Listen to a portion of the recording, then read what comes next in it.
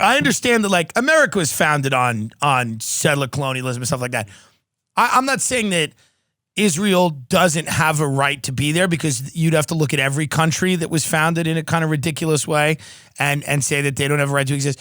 But there does seem to be a real issue with the territorial expansion. The open air prison is insane. You can't keep people like that. It's inhumane. It's, and there does seem to be, and obviously the American right, except for certain parts of it, are insanely pro Netanyahu, pro-Israel. And then they always give examples of, like, well, do you know how bad it is for gay people in Gaza, which is unlike how it is in Saudi Arabia, which is a party, apparently, or Egypt or any of our other friends. I also don't think Hamas is like a high school theater group. I'm sure that there's problems there as well. Now, I read in an article, you're in Hamas. No, I'm kidding. But do you... and that's what I mean. In order to be a real journalist, you kind of do have to be in Hamas.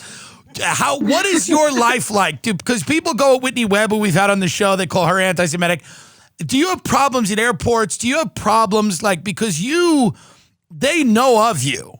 And yeah, so how much has that impacted your daily life and what you're able to do?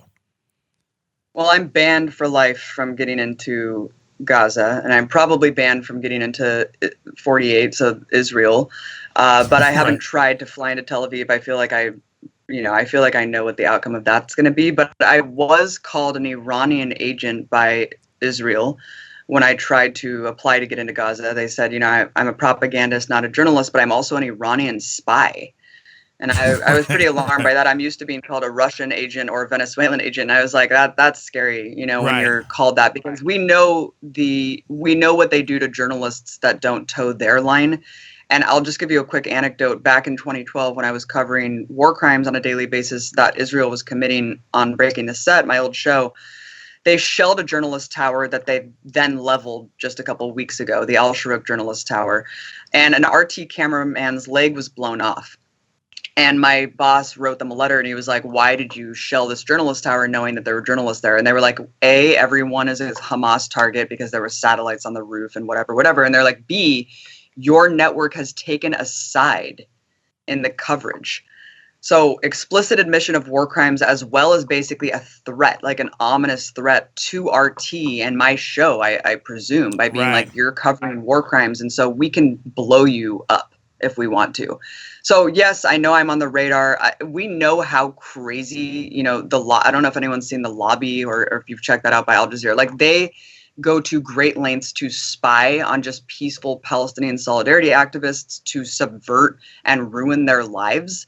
And it's an extreme operation. So, you got to watch out, because what role do you think, like a Jeffrey Epstein or someone who's, I don't know who he is working for. No idea.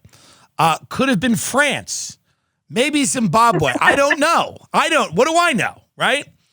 And yet some would suggest he was engaging in like a blackmail operation for the Mossad with very high level people in the government.